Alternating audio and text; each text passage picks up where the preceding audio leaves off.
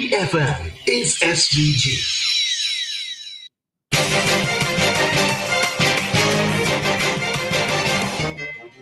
We will now bring to you WeFM's Midday News, coming to you with the kind compliments of Courts St. Vincent Limited. Listen, I don't know how to cushion this anymore.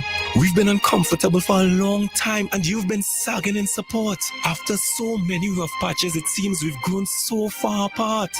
So, I'm moving on to a brand new living room set from Courts. It's got more curves and is sectionally attractive. Say goodbye to your old furniture and hello to new ones from Courts. It was just love at first sit. Courts, bringing Christmas home.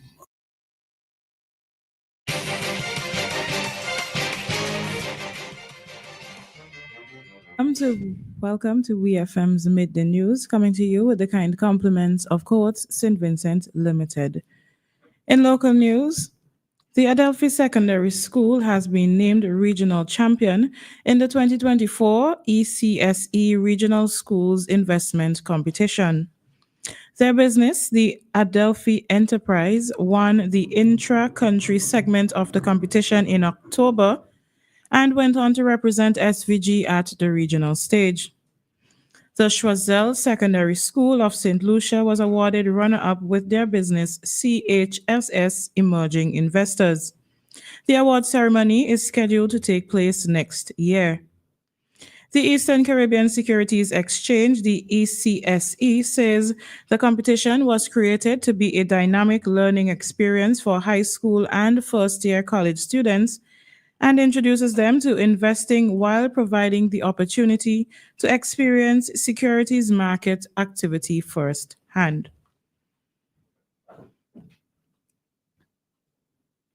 During his address at the Albert TCP Summit, Prime Minister Dr. Ralph Gonsalves said SVG reached high development due to the cooperation mechanisms of the Bolivarian Alliance. We went from an average level of development to a high one.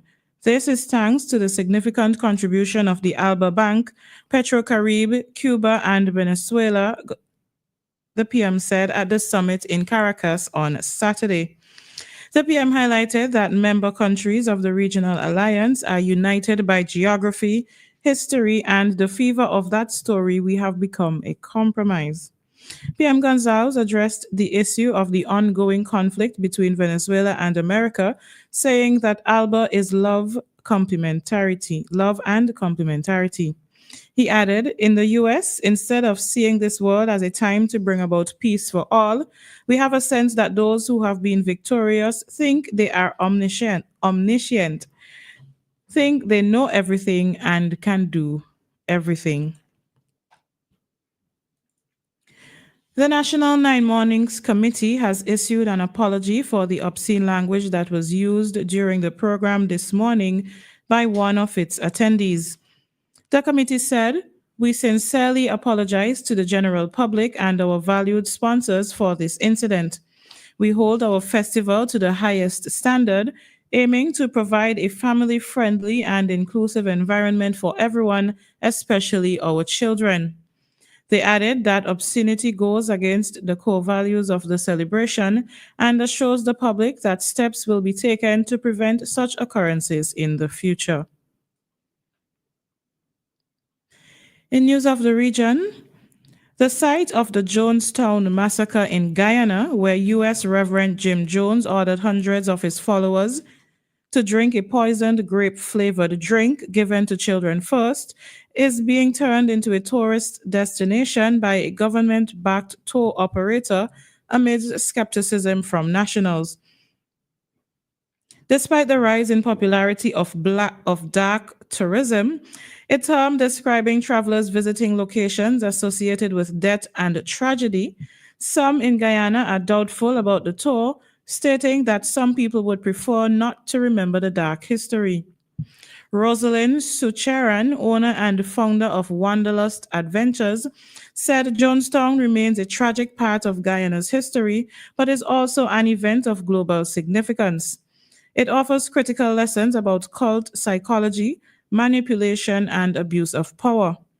Sucharan disagrees with the skepticism, pointing out that tourists from around the world pay to see sites like the Chernobyl in Ukraine, Ground Zero in New York City, and former Nazi concentration camps in Poland. These sites attract visitors not to dwell on tragedy, but to understand the events, honor those affected, and ensure that such histories are neither repeated nor forgotten, she said. 67-year-old Jordan Vilches said she was in Guyana's capital the day the massacre occurred and missed dying by one day, while her two sisters and two nephews were among the victims. She said Guyana has every right to profit from any plans related to Jonestown, but thinks that any situation where people were manipulated into their deaths should be treated with respect. The first group of tourists is already scheduled to visit the site in January, according to the tour operator. Cricket West Indies has announced the appointment of Chris Derring as its new Chief Executive Officer.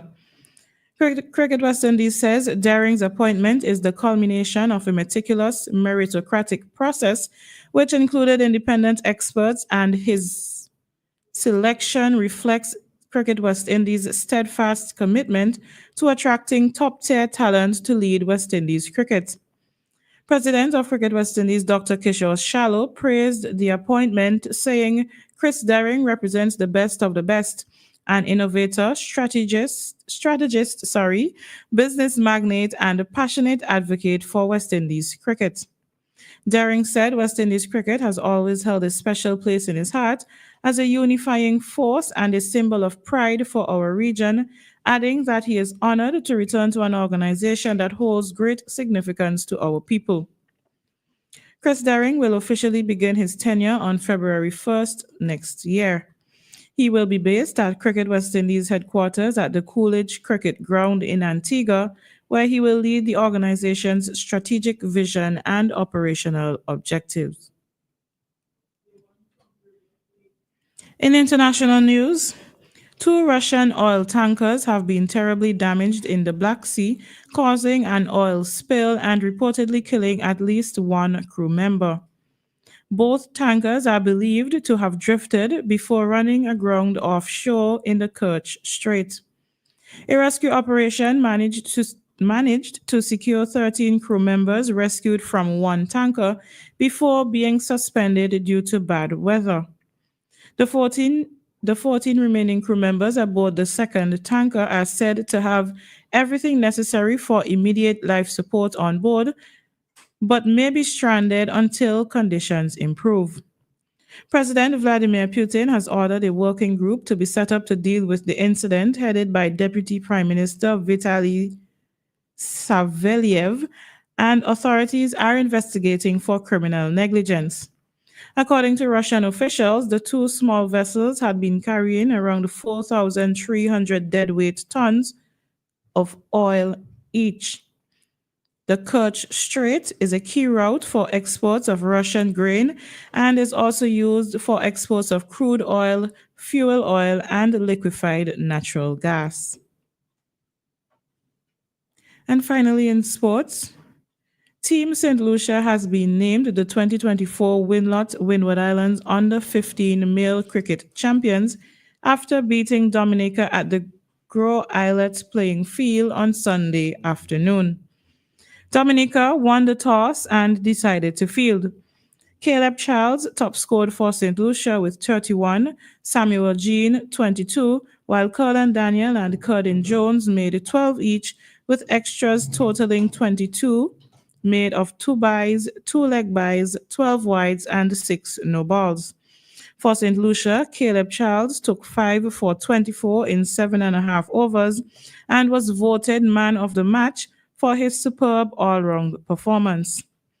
Jean-Claude Emmanuel took 3 for 41, Daniel Lord 1 for 8, and Janelle Williams 1 for 11, as St. Lucia won by a narrow 5 runs and claimed the 2024 Winlot Windward Islands Under-15 Male Cricket Championship.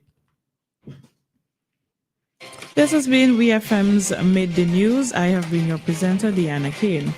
Join us at 3 o'clock when we bring to you WeFM's 3 p.m. news. WeFM's Midday News came to you with the kind compliments of Courts St. Vincent Limited. Listen, I can't look at you anymore. You're just not picking up my signals. I've tried to fix things, but all I do is push your buttons. I don't think there's a remote chance of fixing this. I need clarity. I need to move on. Things can't stay static.